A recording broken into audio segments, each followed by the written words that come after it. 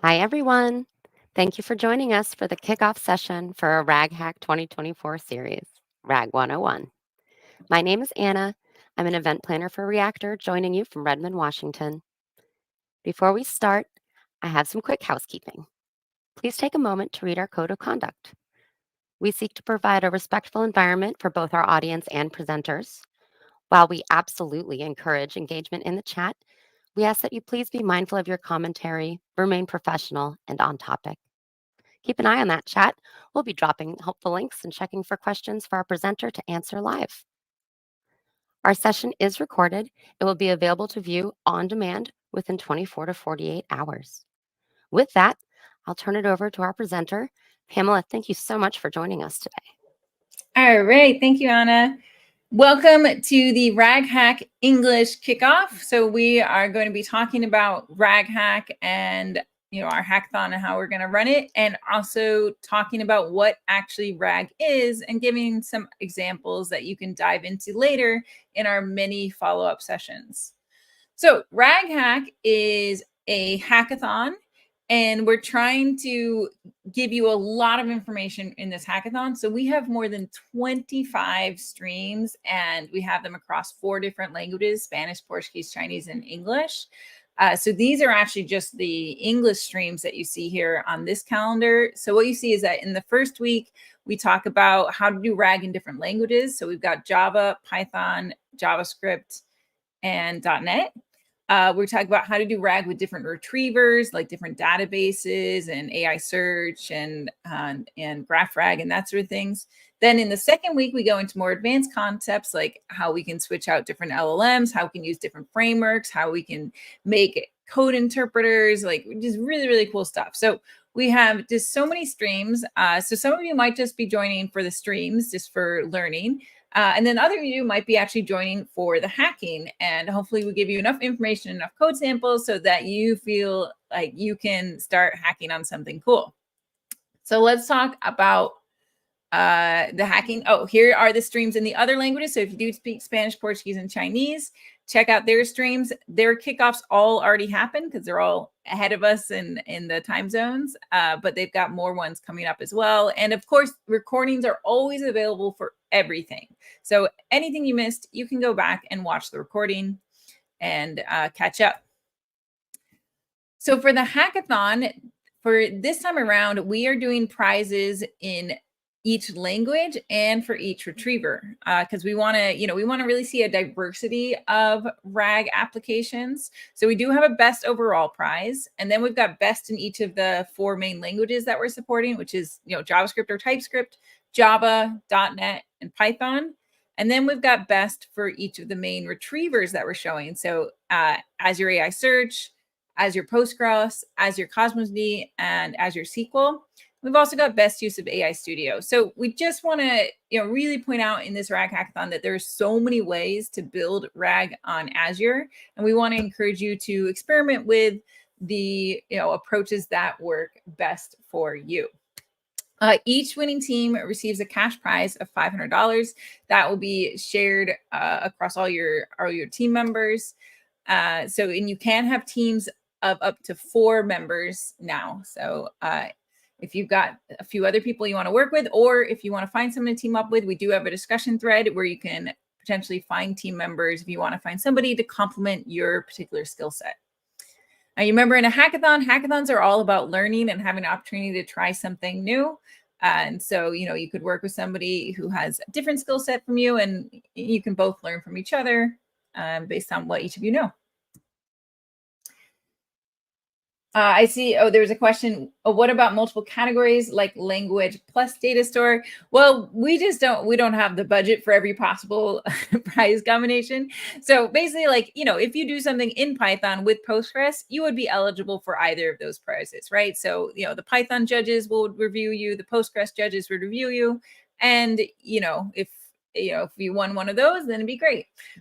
So it'd be amazing if we, had prizes for every possible permutation, but basically use whatever technologies that make sense to you, and as long as you use one of these things, you'll be eligible for at least one of the prizes, but you could potentially be eligible for multiple of these prizes, right?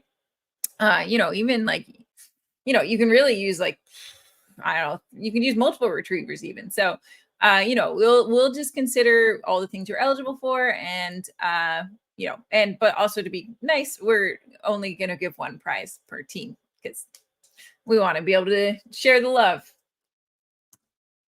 That's right. Yeah, I see you're already optimizing what you're going to do. That's great. Go for it.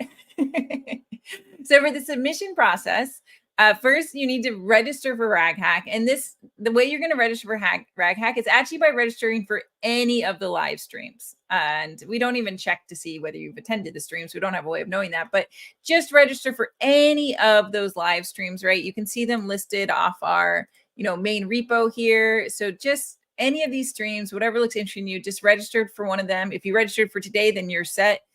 So you just have to register for any of them, and that will be considered registration for the hackathon.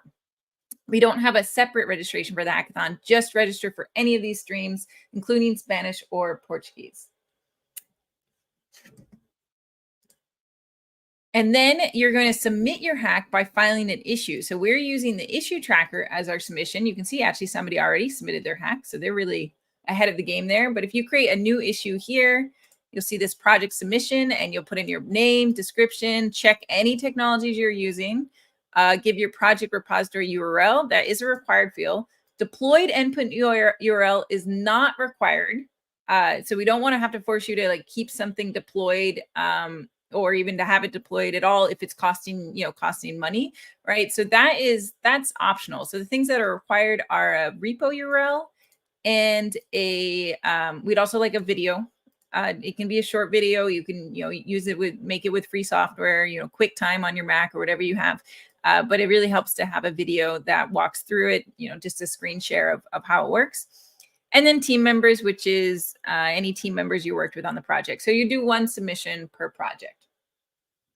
I did see there's a question about whether prizes can be sent out of the USA. And yes, prizes can be sent out of the USA. There is a few countries that we unfortunately can't send prizes to. I think that they are listed in here. So here you can see. So unfortunately, these countries we are not able to send prizes to due to payment laws. But there's a whole lot of other countries that we can send prizes to. So you can read more in the official rules there. But hopefully that includes all of you.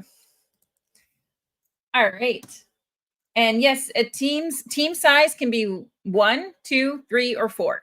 There was some confusion about that in the discussion thread, but we're trying to make it clear in the rules. But it can be 1 person, 2 people, 3 people, or 4 people. We're going to try and cap it at 4 this time, just because teams of 5 it's just a lot of people to have on a team.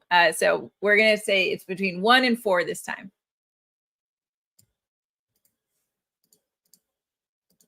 All right. Okay, so there you go. So that is RAGHack. Let's see if I covered all the questions. Can virtual teams participate in the hackathon and win prizes? Yes, every team is virtual in this hackathon. This is a virtual hackathon. So for sure, virtual teams are encouraged to participate. And a solo submission is it's just treated as a submission. So you're welcome to submit solo. You don't have to have team members. If you have any team members, just make sure you note them in your submission and that you don't have more than 4 team members. Is the prize a gift card or a money payment to a card? I don't think it's a gift card. I think it is money. I'll let maybe Josh can reply to that in the thread if he has the details about how that money is sent. All right, so I'll keep going with RAG 101. If you do have more questions, go ahead and post them in the chat, and hopefully we can get more answers to you. And if you ever have additional questions, go ahead and post them in our discussions forum here. We are watching the discussions and answering them here as well. Sweet. All right, so let's talk about RAG 101 for those of you who are new to RAG. So let's start off with just a brief overview of LLMs. Not everybody has had the chance to play around with LLMs yet, but basically an LLM, a large language model, is a model that is so large that it achieves general purpose language understanding and generation, which means we can use it for multiple tasks. We can use it for summarization. We can use it for sentiment analysis. We can use it for question answering. We can even use it for math sometimes. So it's not that great at math. You can see in the stats here.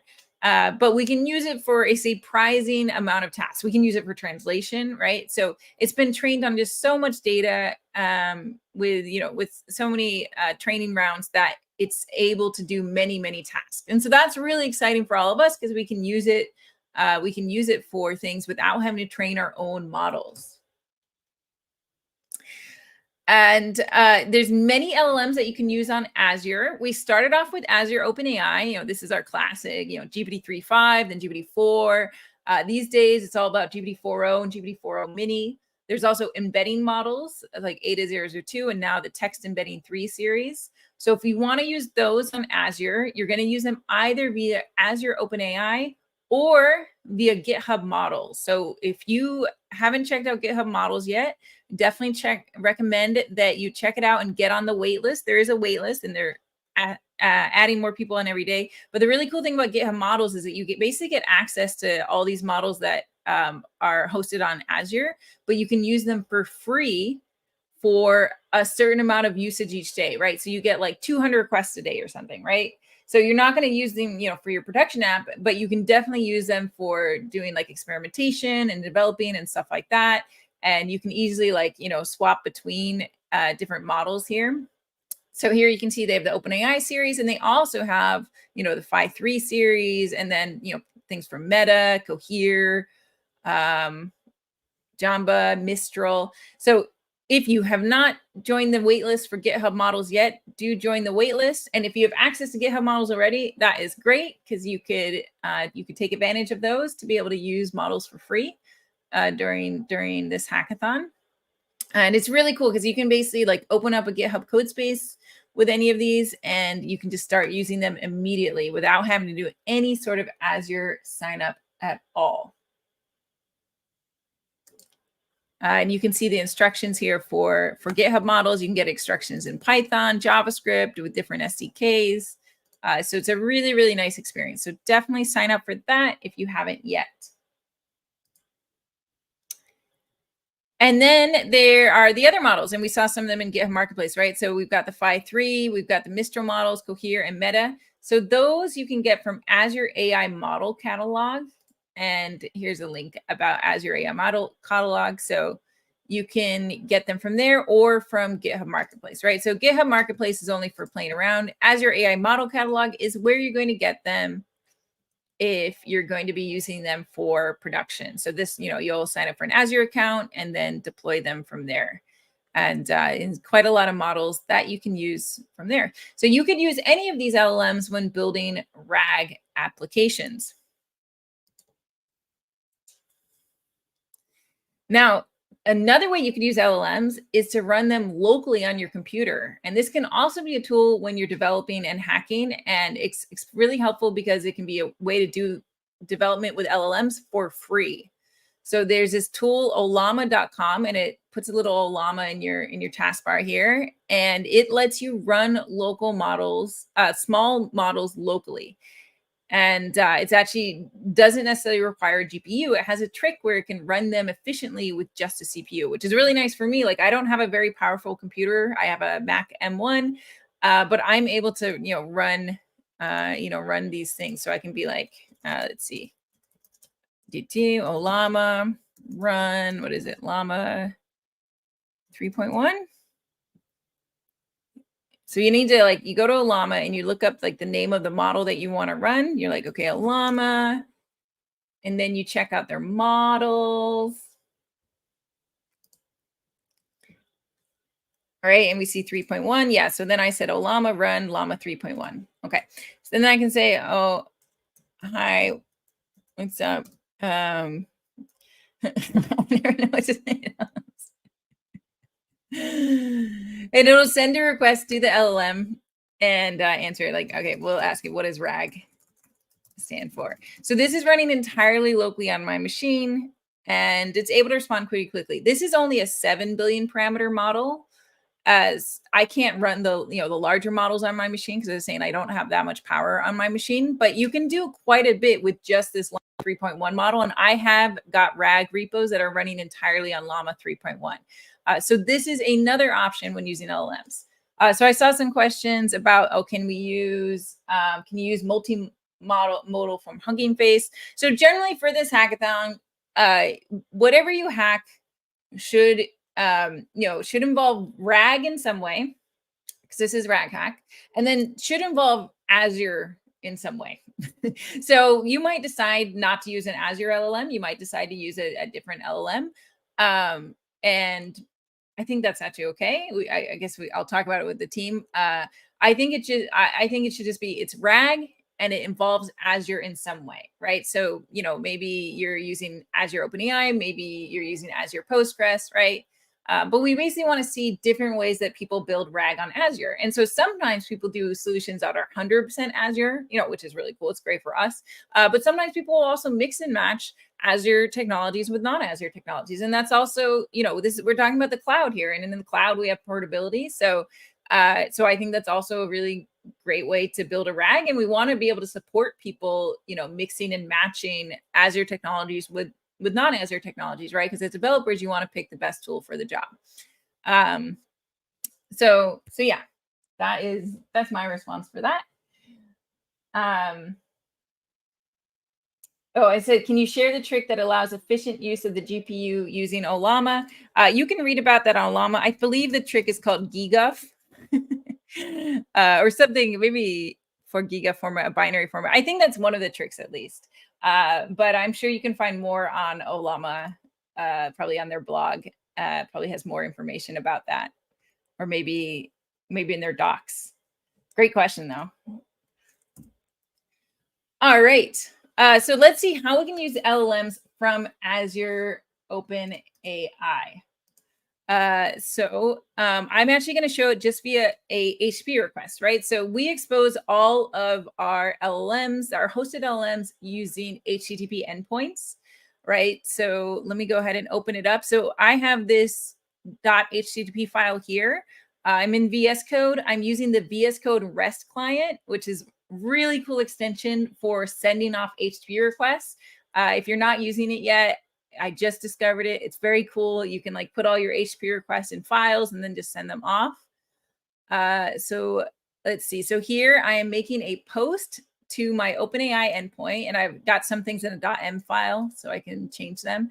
So I'm making it to my OpenAI endpoint on Azure, and I'm making it to a particular deployment. So when you use OpenAI models on Azure, you will make a deployment for each model you want to use, right? So if you want to use a GPT-4o, you'll make a deployment for it. And for that deployment, you can configure stuff like how much tokens per minute capacity you need and stuff like that.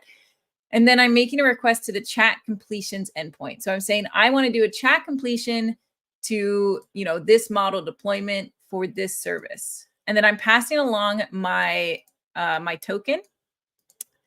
And then it's JSON, okay? And then here's the JSON that I'm sending along. So in this JSON, I've got the system message, and the system message says, you're an AI assistant that answers questions with short, clear answers. So here I'm giving the general vibe. And then I'm sending the user request, which is how fast is the Prius 5? And then I've got parameters. So I've got max tokens, which is the maximum amount of tokens I want it to send back. So here I'm saying 800. And this is a nice tool for keeping answers shorter, and also just for making sure you don't go over a budget of tokens. Then I've got the temperature, which is generally how creative it's when it's deciding what word to pick, like how much variability it allows itself. We've got some, actually, I've never even used these ones, frequency penalty and presence penalty. I'll have to look those up. Top P is kind of similar to temperature, and stop I also don't really use. So most of these I don't use. Usually I am just using max tokens and temperature. So I'll remove those ones that I don't usually use. This extension is called the VS Code REST client extension. So you just look for REST client. Here we go, from Hu Chao Mao, REST client. All right, so then what I'm going to do, I'm going to try sending the request and seeing if my token is still valid. let's see, 200. Okay. All right, great. So it worked. And, we see all the headers come back here. And what you'll see in the response is actually what you first see is what comes back specifically from Azure OpenAI, which is content filter results. So whenever you use models on Azure OpenAI, you do your prompts and responses get sent through the Azure OpenAI content safety, right? So here we can see that it didn't find any violations of these filters, so that's good. And then we get the actual response, right? So it says, oh, Toyota Prius 5 has a top speed of around 103, can accelerate from 0 to 60 in approximately 10.4 seconds. So it gave me a response, and that this response is just based off of information that it saw from its training data. So presumably in its training data, it very frequently saw that, Prius had 103 and 10.4 acceleration. And then we see additional prompt filter results. So this is whether our prompt violated anything. And over here was whether the response violated everything. So you'll see those always when you use Azure OpenAI. We can also see how many tokens we spent. So we spent 31 tokens in the response, 31 tokens in the prompt, and a total of 62 tokens. So this was a pretty small, pretty cheap request here. Yeah, I see a question. What if you don't have access to OpenAI models on Azure? We used to require people to fill out a form for access to Azure OpenAI. I believe we no longer require people to fill out that form. So I think if you have an Azure account, I think you should be able to access Azure OpenAI. But if you don't, you could use openai.com. And most of our repos will have support for switching in openai.com. And, and that would just look like a different request. It'd be like openai.com and you pass in your key instead of a token. Or you could use GitHub models if you get access to that. And you could use that, during development. Or you could use Ollama. So you can use those 4 options. And there might be even more options that people want to suggest in the chat. And you can usually use them with the API packages, of your choice, right? So this is an HTTP request. Usually, of course, I'm writing in Python. I'm trying to do not too much Python in this since we have a Python one coming up later. But I will show you that generally, with any SDK, you should be able to point it at Azure, at Ollama, at GitHub, or at openai.com. So I try to write all my demos in such a way that you can easily swap out who's hosting them. And say maybe other folks can even mention other options for, LLMs that you can point to that they've had good success with. All right, so that was a basic chat completion request. So let's keep going here. And you can get all these demos are from Python OpenAI demos, which we can put in the chat. Oh, we already did put in the chat. Okay, so you can go ahead and grab these demos from that repo if you want to see them in more detail. So the thing is that these chat completion requests are limited, right? Because they have, outdated public knowledge. Their training data is up to a certain point, and they have no internal knowledge. They haven't seen anything that wasn't in their training data, right? So we have generally 2 options for how we can bring in domain knowledge. The first option is fine tuning. And that's where a model will actually learn new skills permanently. So it's actually coming up with like thousands of examples and then training the model, like just training like the final layer of weights to change those weights so that the responses will be correct for the training data that we've given it, right? So that takes time because you have to do the fine tuning step, and that can take like, a day or more depending on how many examples you have. And it costs money, both for doing that fine tuning and for running a fine tuned model. So fine tuning certainly is an option, but it's not the first option that most people go to because of the high cost in terms of money and time. We are going to have a session about fine tuning for RAG specifically. So if you are interested in fine tuning, I do recommend attending the session from Cedric. He's going to talk about Raft, which is a way of doing fine tuning specifically for RAG. It's a very cool technique. It comes out of the Berkeley Research Lab, which is just down the street from me. And it's very cool. So he will be talking about that. But most of the times people do just straight RAG, and that's what we're focusing on here. It's a little more approachable. It doesn't require such upfront cost and time. So let's dig into RAG. Okay. So RAG stands for Retrieval Augmented Generation. So imagine we have this question: how fast is the Prius 5? We use that question to search some sort of search engine, database, document store, something that has the results for that information, right? So in this case, we get back a table of Prius with their year and MSRP and acceleration. And then we send both the original user question and that table to the LLM and say, hey, LLM, you need to answer based off these search results and stick to the search results. And we'll get an answer that is according to those search results. So let's go ahead and check that out with our HTTP again. Okay. So here we have the system message, and this time the system message is a lot longer because I'm telling it what it's answering questions about. So you answer questions about cars based off a hybrid car data set. You must use the data set to answer the questions. You should not provide any information that's not in the provided sources. Sources are provided as a markdown table. Refer to the row where you found your answer inside square brackets. So I'm giving it a lot of information here. I'm describing how I'm going to provide the sources, the format of the sources. I'm telling it that it has to stick to the sources and it shouldn't go off script. And I'm telling it how to make a citation, right? So these are the general ingredients of the system message for a RAG application, is that you're telling it, what sort of questions it's answering, what the data sources are going to look like, how it's going to make citations, and what it should do if it can't find the answer.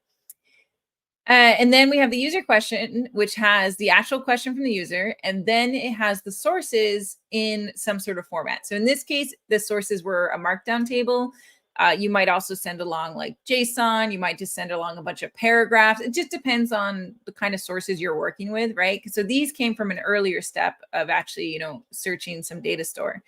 And so then we have it, right? So this is basically a RAG request, like this kind of simplest RAG request here. All right, so we're going to send a request. All right, and we get back a 200 OK. So we're going to go back and look back and see here. It says the acceleration time for the Prius 5 is 9.51 seconds. And then for its citation this time, it decided to just say row 6. So I'm going to assume that came from row 6. Let's see, Prius. Yeah, it looks like that is row 6. So it decided to cite it as row 6. We could tell it more precisely, like give an example of how we wanted to cite the rows. But there we go. So it came up with an answer based off the table. Now, the interesting thing is that this answer is different from the answer we got from the chat completion request, right? And that's because this time it's going based off the sources, not on what its weights. Now, I Googled it or Binged it, whatever, to try and figure out which one was correct. And I actually got the other answer more often, but it could just be that this data, isn't quite correct. I'm not sure where the data came from. So generally the answer is going to be as good as what you send it, right? If you send it correct sources, then the LLM will do an accurate job answering. If you send it incorrect sources, it's going to answer incorrectly. So with RAG, so much is about the retrieval, right? Like we think about this as being an LLM thing, but really, if you get the retrieval correct and you're able to send it good, good information, LLMs generally can do a really good job answering, right? So that's why we have so much of a focus in our streams about different retrieval mechanisms, how to do retrieval best, and all of that stuff, because really, in my experience and all the evaluations I've run, it all comes down to retrieval. And if we get that retrieval good, then we'll generally have a good answer.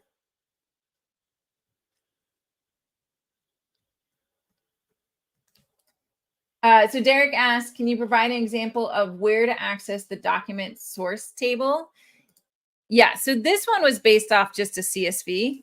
Is literally coming from this CSV here. And, I was just doing a really, here you can see the Python for it, where I was just searching that CSV.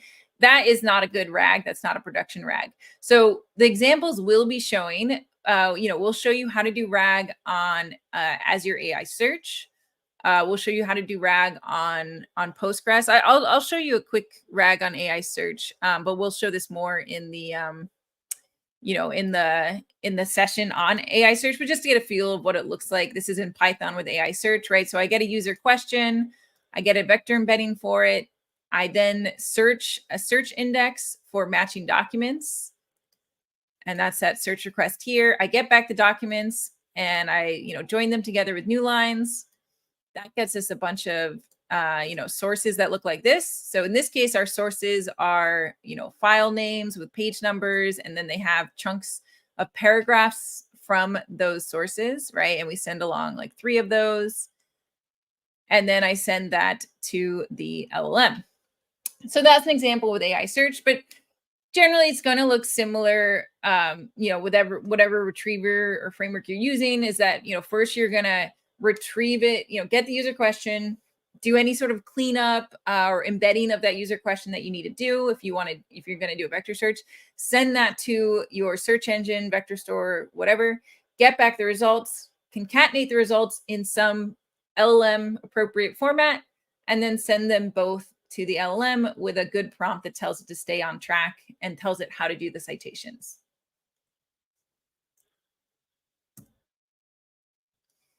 All right. So yeah, good question. And we're really going to go into detail on all of those in the follow-up streams, since there's so many different retrievers that we have. But once we do, start using a good retriever and doing RAG, then we've got up-to-date public knowledge, and we've got access to internal knowledge, and we've got citations so that users can click through and see where did you get that answer from and decide for themselves if they trust the answer. Now, you've probably seen lots of RAG in the wild, right? So the one I use the most is GitHub Copilot, right? And when, I ask it questions like about my workspace, and it'll look through my whole workspace and it can answer questions based off the workspace. And you see it says, oh, use 7 references, and, answers the question here. There's also Bing Copilot. When you're actually searching, you can ask questions on Bing, and it'll basically do the search for you and then send all those search results to the LLM and then answer based off those results. And then there's also Teams Copilot, which maybe some of you have tried, which is basically a RAG on your chats. And this time the citations are to your chats. So what you see in similar here is that all these RAGs use citations, right? And they all have different sources, like different data sources, different data types, right? In this case, for Teams Copilot, the sources are chats, conversations. For Bing Copilot, the sources are actually web pages. And then for GitHub Copilot, the sources are, source code files. So they all have different data sources, and they all probably use a different retriever, right? Like I think GitHub Copilot might use SQLite with a local TIFID diff, TF-IDF locally. And I don't know about these two, how they're implemented behind the scenes. But the important thing is, these are RAGs. They show you kind of the breadth of what you can do with a RAG. So let's dig a little more into some types of RAG here. So we're going to show some different flows and some different data sources to get you thinking. All right, so we're going to start with a simple RAG, right? In this case, we're going to show a RAG on a products database, outdoor shoes company or outdoor gear company. So we're going to ask, what's the best shoe for hiking? And use that to search a database and get back rows from the database. And then send both the user question and those rows to the LLM, and then get back a response. So I actually have this implemented in this Postgres demo here. So I'll show it here. All right, so I'll ask best shoe for hiking. So what this is doing is, sent off that request and got an answer, streamed it in, and showed the references. And I can click on this light bulb here and see the thought process. So we always like to have this thought process in our RAG applications just to help us understand what's going on. So here is the query, right? It did best shoe for hiking, and it's going to do both a vector search and a full text search. And these are the results it gets back from the Postgres database. This is an Azure Postgres flexible server database. And so you can see, these are basically the rows of their columns. These are the columns of that database table. So we get those all back. And then we send them to the LLM. So we say, hey, LLM, here's how you do it. This is how you do citations. Here's the user's question, best shoe for hiking. And here are the sources. And, we just concatenate them with new lines here. So this is what I call a simple RAG flow with a database table as the data source. And this is a great kind of flow when you are trying to do RAG on data that already exists, right? Like, for example, this is a products website. So you can imagine having a chat, on a e-commerce store that is, for users to ask questions about those products. But most of the times we use an advanced flow. So let me talk through advanced flow. So with an advanced flow, we start off with a question, right? And I say, oh, what's a good shoe for a mountain trail? And you can see that this question actually has a spelling error in it with trail. And I send this question to an LLM as the first step. So this is what we call the query rewriting step or query cleanup step. So I say, hey, LLM, please clean up this query for me. So it cleans up the query and then does the search. And then the rest of the RAG flow is the same. And this is what I pretty much always have in production. RAG is this query rewriting step. It's really, really helpful and it's really powerful. So let's take a look at that. So what did we ask? We said, what's a good shoe for a mountain trail? All right, I have a bunch of typos in that one. No problems. Okay. All right, all streaming in there, still talking. Okay. All right.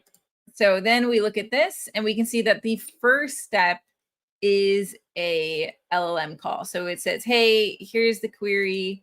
Please translate this into a good query. So here's the question. We give some few shot examples. And then it suggests mountain trail shoe. So this is really nice. It took this user question, what's a good shoe for a mountain trail, and turn it into the user query mountain trail shoe. And that's a perfect search query for our Postgres database, right? So this is really nice here. And so then we get back results. And then I could say like, oh, any for climbing. All right, so let's see what happens when I do this one. Okay, and it says for climbing, I recommend these climbing shoes. So notice I didn't say shoes in this request here, but it knew I wanted shoes. And that was probably because of the LLM rewriting steps. So let's take a look. Yeah, so what you can see is that this time it turned any for climbing into climbing shoes. So that's another reason that we really want that query rewriting step, because for conversations, users will ask questions where they'll like imply something from earlier without saying it, right? So here I'm implying shoes, but I never said it.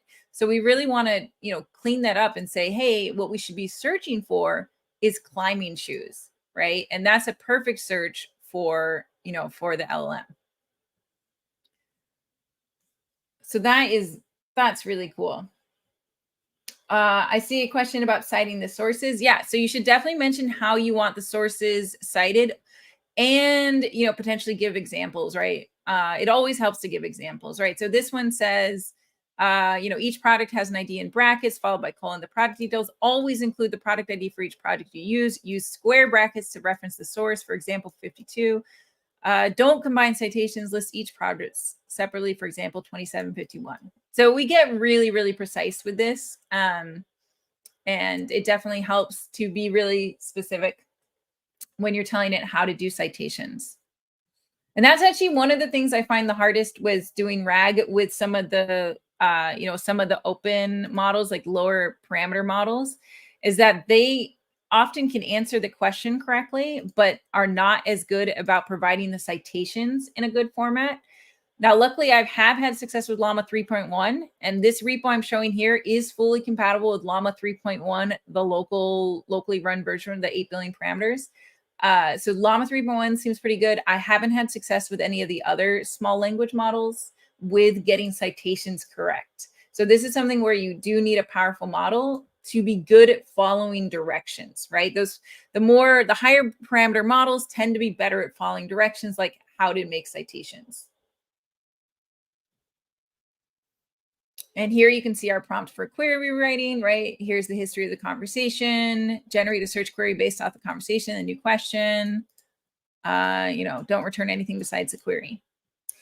So this is all open source, so you can go ahead. So if you're interested in that one, you can go and grab the code from the repo here, aka.ms/rag-postgres, and you can dig into the code and see how it's done. This is a great one to fork because this is also one that's fully OLLAMA compatible as well. So if you are thinking about doing a RAG on a database, the database table rows, this is a nice example. Good question. How many examples to include in the prompt so that it can generate citation correctly and consistently? I actually do not provide examples for that final prompt currently. If you are having problems where it's not doing it consistently, that's when you start using examples.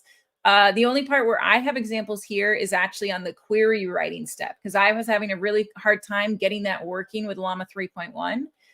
But I did get it working once I provided examples. And now this query writing step is using function calling. So you can actually see my examples are providing examples of function calls. So we haven't talked about that yet, but basically function calling is a way of getting structured output from your LLMs. And I do tend to use it when I'm doing query writing because it gives me more options for getting structured responses back. So all of my examples here are actually function call examples. And I did find that I needed these to get this working with the, the smaller local language models. I didn't try doing few shots for this prompt yet, but it's always an option, right? So you just have to keep in mind like kind of your toolbox of options, right? You can do few shot examples, you can do system prompt engineering, you can do function calling, right? There's, you can change the temperature, right? We always have temperature is something we can tweak with and see how that improves responses. So there's many different things that you can change when you are, experimenting with answer quality and trying to improve it. These are great questions. All right. Okay. So let's keep going. So we talked about the query writing. Okay. And yeah, so here you can see that we are doing query writing with function calling. And this is because I also wanted the LLM to suggest SQL filters potentially. So I'll show the example where we need this, right? So if the user asks, hey, do you have any climbing gear cheaper than $30? It says, yes, we do have climbing gear below $30, and it gave the responses. So I wanted my query writing step to suggest both a search query and a SQL filter for the price column, because I want to actually filter down those rows according to price before I even, search for whatever they want to find. So what you can see here is that during this query writing step, it did actually suggest that I do price less than 30. So this is another reason why I use function calling for query writing, because it gives me the option to have it make maybe like fancier, fancier suggestions here, right? So, it suggests both climbing gear, and it says, hey, I think you should, use a filter of price less than 30. And so that way I apply the filter first, then search for climbing gear. And so that way all of the results are less than 30. So that way this really improves my answer quality, because generally LLMs aren't very good at reasoning about numbers and getting exact numbers right. So when it comes to numbers, I really want to use a database filter to do that first, and then get back results that are all eligible as being less than 30.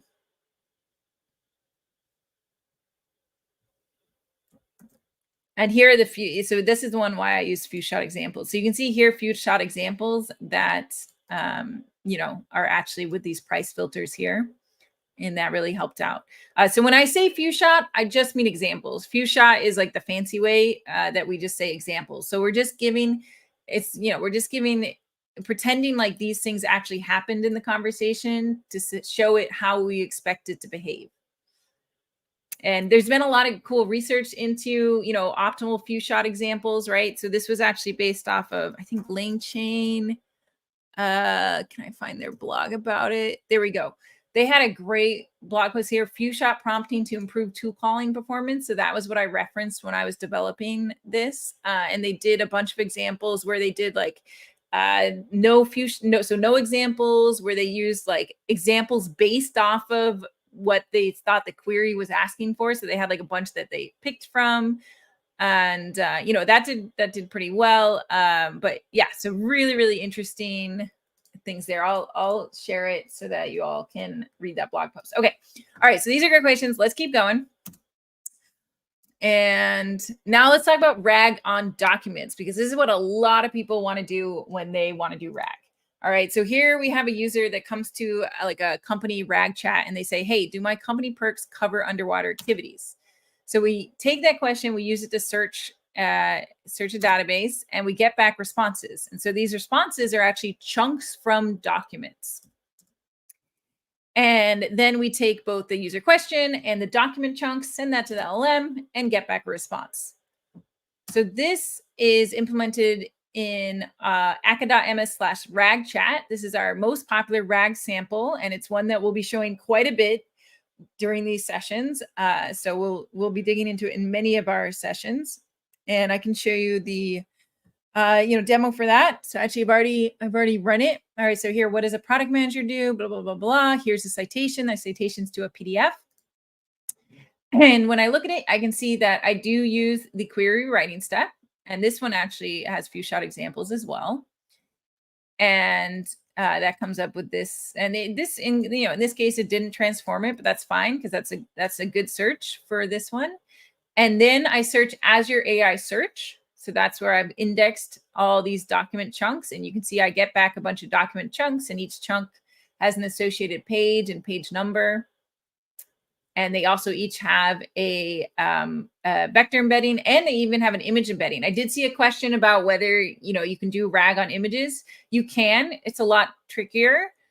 We are going to I'll have a session about it next week, and I have a blog post about it too. I'll try to publish that tomorrow, I guess, so that you all can see how we did it. But it is possible, and we'll talk more about that in the RAG with Vision segment. And then we send those search results to the LLM. Right. So the big difference here is that this time we're dealing with chunks of documents, right? Which means we do need what we call a data ingestion phase, which is where we take the documents, we extract the text from them, we chunk them up into appropriate sized chunks, and store those in our index.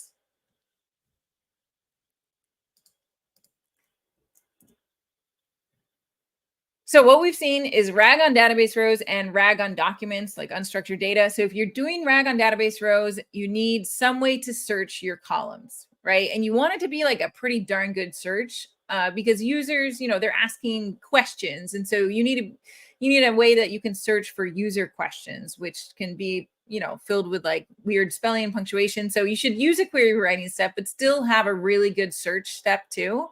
So usually that means you also want to be using vector search in combination with full text search. So on Azure, your options here are Postgres, which is what I showed. You could also do Azure SQL, which does have an upcoming vector search feature. So come to the stream to learn about that and get private access to it. Cosmos MongoDB with vector, or even Cosmos NoSQL with vector support, right? So you've got a bunch of options for doing RAG on database rows. And then for RAG on documents, you do also need a data ingestion process for ingesting all those documents. I generally recommend Azure AI Search plus Azure Document Intelligence for this flow.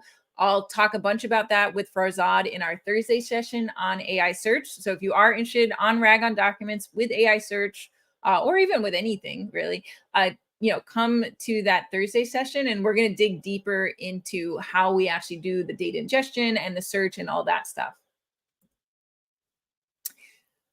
We do have an example of advanced RAG that we want to encourage you all to use and give feedback, which is a GitHub agent. So I don't know if any of you have used GitHub Copilot agents, but we have this at Azure agent that we're trying to make it be helpful for those of you who are developing on Azure. And Chris Harris, he's the PM working on charge of it, and he would love to get all of your feedback on it. There's instructions here for joining the preview of it, aka.ms/GitHub Copilot for Azure. So if you are developing in VS Code and you use GitHub Copilot, sign up for this agent and ask it questions. And if it does a good job, thumbs up. And if it does a bad job, thumbs down. And that will help us improve the agent. But this agent is itself also an example of RAG. And it's actually a RAG that uses function calling in order to figure out, how it should answer a particular question, right? So it looks at the user's question, uses a function calling step in order to figure out what it should do next. And then, will, do the next step in the chain. All right, so for building a RAG app, as you've seen, we need a retriever and we need an LLM. Those are the two main things we need, right? So a retriever, we've got lots of options on Azure. There's of course also non-Azure options, or even stuff that, like Quadrant, that can run on Azure as well. And we need the LLM. So we've talked about lots of different LLMs that we can use on Azure and also locally. Now, optionally, you might want an orchestrator, right? So an orchestrator is like a library, a package that makes it easier to organize calls to the retriever and the LLM. I don't personally use orchestrators, so I can't tell you which one to use or not use. I mean, I've used them just briefly, but all of my samples just use the OpenAI SDK and just that, no orchestrator. But many people love orchestrators. So if you like working at that kind of level of abstraction and you like all the, where you can look through the docs and figure out how to, do a particular task, then, check out LangChain, Llama Index, Semantic Kernel, Prompt Flow. Those are all popular orchestrators that you might want to use when developing a RAG application, right? The general thing you have to remember is that whenever you use a library, you're going to have to learn how that library works, and you may run into limitations of that library. And sometimes it's worth it. A lot of times it is worth it to run into limitations of the library because of how much the library does for you, right? So that's the same thing when it comes to orchestrators. If the orchestrator does a lot for you and, makes it way easier for you to develop your RAG application, then awesome. Use an orchestrator.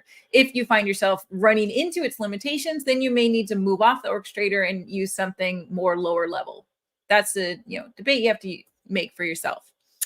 On Azure, we do also have lower code ways of building RAG. We're not really focusing on that this hackathon. So this is a hackathon, but it's worth pointing out, if any of you are watching who are looking for lower code or no code ways of making RAG, we'll be focusing on the high code. But for no code, we've got Copilot Studio, so you can check that out. For kind of middle code or low code, there's Azure OpenAI Studio on your data, which is a wizard that you can use to build a RAG application, build a search index, build a database index, and then you can actually kind of fork the code and work off it. So it's kind of no code, but can also become code if you want it to be.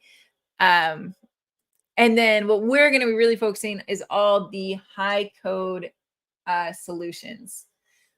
So here, we'll be focusing on, we'll have all these different sessions to dig into different ways of building RAG apps and different repos, right? So, we'll look at this Python one in the Python session will be later today. So you could join that session if you're interested in Python. I know a lot of people are developing in Python. Woo woo!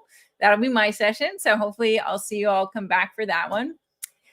We have a .NET solution, and there's going to be a session on that, which is also today and coming up very soon. And that one uses Azure AI Search with Semantic Kernel.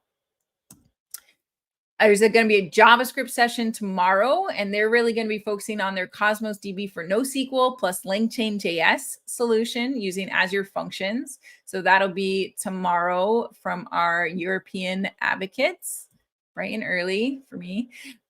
Java, we've got a bunch of different Java sessions. So there's one on Java and Semantic Kernel. That's the one shown here. There's also going to be a session tomorrow about Java with LangChain 4j. And there's also going to be a session next week on Java with Spring AI. So if you're in Java, you've got 3 different sessions that you could attend based off which framework you want to try. And then there's Azure AI Studio, which is Azure AI Studio is, an actual, studio UI where you can use to build flows and deploy flows. So we are having a session on that today and digging into that. So come to that if you want to check out AI Studio. And then we have all of our next steps here. So you're going to register for the hackathon by registering for any of the streams, and then start hacking by trying code samples. So if you're looking for code samples, you can go to the repo and scroll down and look for RAG code samples. And so these are the main ones that are going to be featured in sessions. There'll be a few more as well, but I tried to identify the main ones for each like retrieval and language. And, hopefully I got most of them, but I'll keep updating if I need to. I talk about the costs here because, we don't want to have you all like spending a lot of money in order to hack. So there are 2 of them can be run locally for free with Ollama. So that's this one and also the Postgres one that I showed. So that those 2 can be good ones to start off with. And then for the other ones, I did link to the cost estimates for deploying. For the one on AI search, we also have a specific guide for how to deploy it to free tiers. So you can follow that in order to deploy to free tiers. And, that will be much, much more economical, right? Yeah, so definitely check out this list of code samples. I saw the question about vision. If you're interested in vision, that is implemented in this Azure Search OpenAI demo repo. It is a optional feature that is documented here about how to do GPT vision.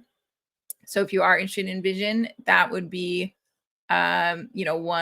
one way to get started with it. That's for RAG. Yeah. So I think this is the only RAG on vision repo that I know of. I'll look and see if there's other ones too, but that's the one I'll be talking through for my session. Yeah, and then, okay, I see a good question. How can we enhance the result to question using RAG? Like ask the model to display a math transform as an answer to the chat. So for that question, I'm going to always be like just recommending streams, right? But we're going to be talking about on September 10th, OpenAI Code Interpreter for Python. So this is the ability to have the LLM generate code and then execute that code inside a sandbox Python environment.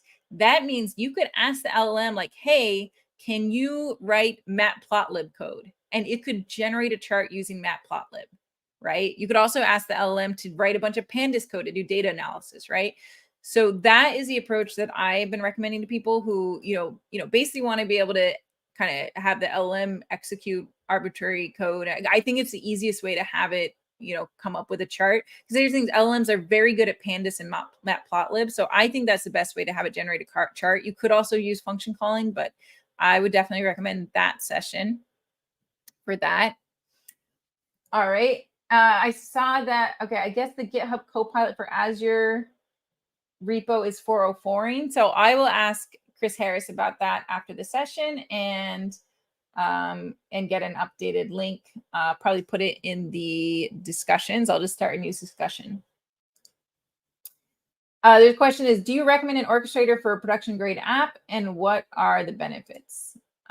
So I think generally, when it comes to orchestrators, the benefits for me is actually that they've already figured out how to do particular RAG flows, right? Like I showed you like a simple RAG flow and advanced RAG flow. They've got so many different flows that they've, implemented, right? So if you go to Llama Index, right, they'll show you how to do just a lot of different types of flows and agents and stuff like that, right? Or LangChain, obviously, similar, right? So I think the big advantage is if they've figured out how to do particular flows. Like for our code interpreter session, it is actually going to be using LangChain because they already have a nice code interpreter agent. So I think it's like, if you find that they're already, doing a particular kind of RAG that is complex and, requires like a chain of calls or something, and that you feel more confident using their thing, then that's a nice reason for using Orchestrator. What I like to do is I look at the code that they use behind the scenes. I, go into their GitHub, and then I try and see like, okay, like, how complicated is that code? Do I just want to write it myself, or do I want to use them? So I think, when it comes to using orchestrators, I think it's probably something you want to experiment a bit with, get a feel for them, see if you like them, see if you don't, right? There's really, people have different opinions on it. But do remember, you can always like look at the code and see how something is done. And that to me is really, really valuable, because I think of LangChain and Llama Index as being kind of like documentation of the kinds of things we can do with LLMs, even if we don't use Llama Index or LangChain. Like they have documented, like, you know, this is a particular kind of way we can work with an LLM, and, you know, here's how we do it. All right. Oh, and then also, I saw there's a question about like getting access to experts and stuff like that. We're also going to be having some office hours, and we're going to add at least one more office hours here, and we could, you know, we can ask about more depending on what you all want. But I'll have like office hours tomorrow. Bruno from .NET team will have an office hours on Friday. We're going to add an AI Studio office hours, and we can keep adding more office hours, you know, as people need. You know, just let us know in the streams or in the discussion forum, you know, how we can support you in your hacks, right? So these office hours can help because you can actually share your screen during them. They'll be in our Discord. So if you're having some issue with setup, we can hopefully help you through the setup.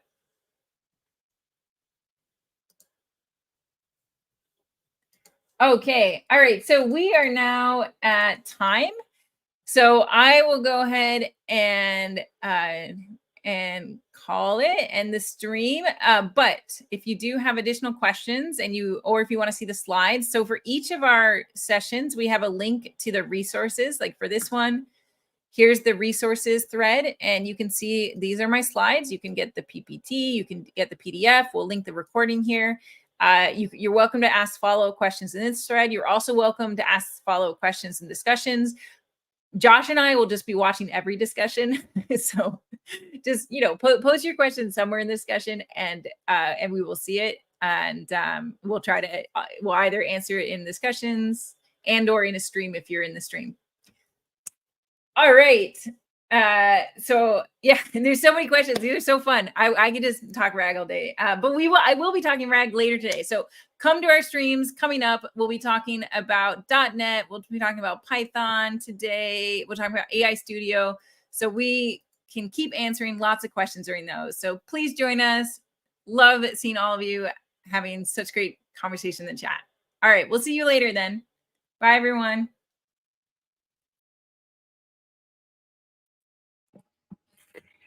Thank you, everyone, for joining. Thank you so much to Pamela for a great kickoff.